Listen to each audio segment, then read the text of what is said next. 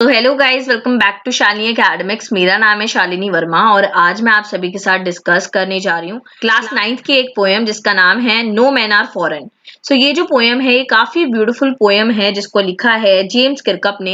यहाँ पर ये पोएम हमें ये बताती है कि हमें पीसफुलनेस को प्रमोट करना है, हमें भाईचारे को प्रमोट करना है, हमें लड़ाई झगड़ा नहीं करना है बिकॉज वॉर हमेशा डिस्ट्रक्शन लेके आती है, वॉर से हमेशा तबाही होती है। और अगर हम शांति से भाईचारे से रहेंगे तो हमारी ग्रोथ और अच्छे से होगी और हमारे बीच में प्यार बरकरार रहेगा। जैसे कि आप जानते हैं यहाँ पर फॉरेन का मतलब फॉरेनर्स से रिलेटेड है, दूसरे देश के लोग होते हैं, हम उन्हें फॉरेनर्स बोलते हैं। यहाँ पर जो पोएट है वो अपने पोएम के थ्रू ये बताना चाह रहे हैं कि हम में से कोई भी फॉरेनर नहीं है, हम सब एक हैं और हमारे बीच में कोई भी डिफरेंसेस नहीं है। तो इस पोएम में हम यही पढ़ेंगे कि किस तरीके से हम एक हैं पोएट के according. Remember no man are strange, no country foreign.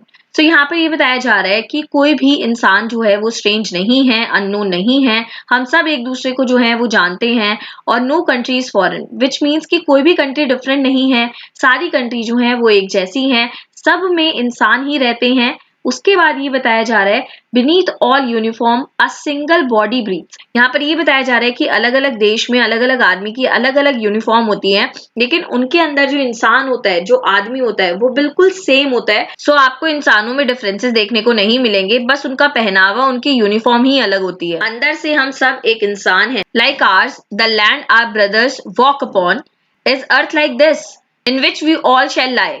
In lines में ये बताया जा रहा है कि जिस तरीके से हम अर्थ पे चलते हैं उसी तरीके से बाकी कंट्री के लोग हैं वो भी कैसे चलते हैं, वो भी सब अर्थ पे ही चलते हैं। तो हमारे और उनके बीच में कोई डिफरेंस है ही नहीं।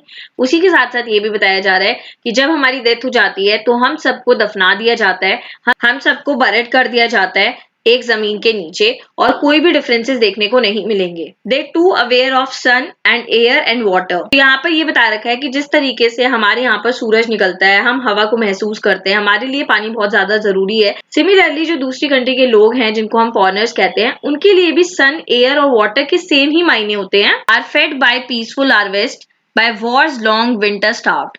यहाँ पर ये बताया जा रहा है कि अगर हमारी फसल अच्छी होती है तो हमारे यहाँ पर जैसे शांति बरकरार रहती है, हम इंजॉय करते हैं, हम पेट भर के खाते हैं।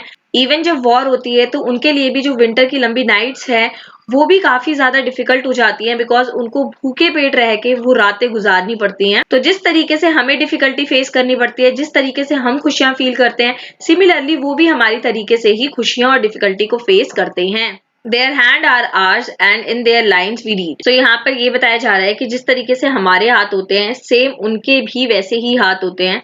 उसी के साथ साथ ये बताया जा रहा है जैसे हमारी हाथ की जो रेखाएं होती हैं हमारी डेस्टिनी और बाकी सारी चीजों के बारे में बताती हैं, तो उनके हाथ की रेखाएं भी सेम चीज ही डिनोट कर रही होती हैं। A labor not different from our own। यहाँ पर ये बताया जा रहा है कि जिस तरीके से हम मेहनत करते हैं सिमिलरली वो भी उस तरीके से मेहनत करते हैं और हमारे और उनके बीच में कोई ज्यादा डिफरेंस देखने को आपको नहीं मिलेगा। Remember they have eyes like ours that wake or sleep and strength that can be won by love.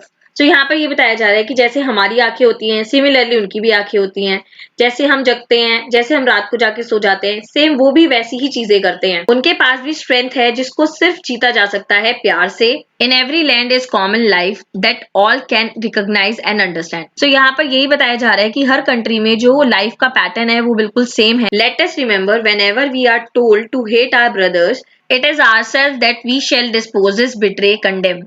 Remember we who take arms against each other। यहाँ पर पोएट ये बोलना चाह रहा है कि जब कभी भी हमारे लीडर्स हमें बोलते हैं कि हमें दूसरी कंट्री के लोगों से नफरत करनी चाहिए तो हमें उनके बिछाए गए जाल में नहीं फंसना चाहिए। तो अगर हम लीडर की बात सुन के दूसरी कंट्री से नफरत करते भी हैं तो हम खुद को ही धोखा दे रहे हैं, खुद को ही क्रिटिसाइज कर रहे हैं, खुद की ही निंदा कर रहे हैं। फॉर एग्जाम्पल आपने देखा ही होगा कि अगर दो कंट्री आपस में वॉर सिचुएशन में है तो दोनों को ही नुकसान हो रहा होता है। ऐसी कोई कंट्री नहीं होती है जिसमें नुकसान नहीं हो रहा होता है। इवन मैं एक चीज और बताना चाहती हूँ कि सिर्फ उन दोनों कंट्री को नुकसान नहीं हो रहा होता, इवन पूरे वर्ल्ड में इम्पैक्ट पड़ता है। यहाँ पर यही कहा जा रहा है कि अगर हम उनसे नफरत करते हैं तो हम खुद ही हैं वो लोग जो हम बिट्रे कर रहे हैं। बेसिकली जब हमें कोई कहता है कि उनसे नफरत करो तो ये सारी चीजें हम खुद अपने साथ कर रहे होते हैं। Remember we who take arms against each other it is the human earth that will defy. यहाँ पर ये बताया जा रहा है कि अगर हम एक दूसरे के अगेंस्ट में आर्म्स यानी कि वेपन्स को उठा लेते हैं तो किसी को नुकसान नहीं होता, हमारी अर्थ को ही नुकसान होता है, वो पॉल्यूट हो जाती है। यहाँ पर हम खुद की अर्थ को पॉल्यूट करते हैं। Our hells of fire and dust outrage the innocence of air that is everywhere our known.